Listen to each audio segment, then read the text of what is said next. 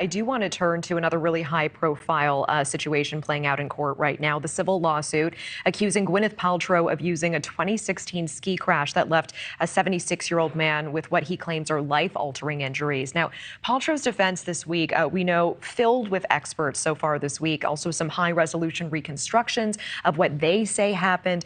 What are you monitoring in court right now, and how do you think it's ultimately playing out? Yeah, Natasha, this truly is a case of dueling banjos. What do I mean by that?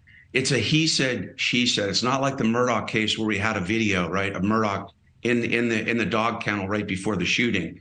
You truly have Paltrow's word against Sanderson's word. They both have an eyewitness that favors their version of events. They both now have biomechanical expert witnesses to support their version of events. So what's going to really determine this case? I think two things. It's going to bear down to credibility.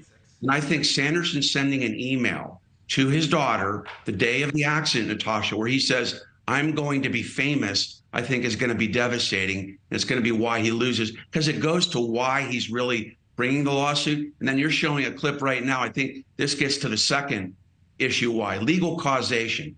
In a civil case, you just can't prove I was injured and somebody was negligent. You got to prove that was a substantial factor in causing the injuries. And he got into court, Natasha, and he's like, oh my God, my life's ruined. My head is injured. I can't remember things. My relationships have been ruined. And I just don't think a jury's going to believe that even if Paltrow bumped into him, that caused the injuries. I mean, have you ever watched the X Games and the Olympics when these skiers are up in the air and they're falling and they're tumbling and they don't have any of the injuries this guy has? So I think that's going to lead to him losing this case. Interesting. And Sanderson, the accuser, meanwhile, he's suing for $300,000, which is way below his original $3 million ask. So, I mean, I have two questions about this.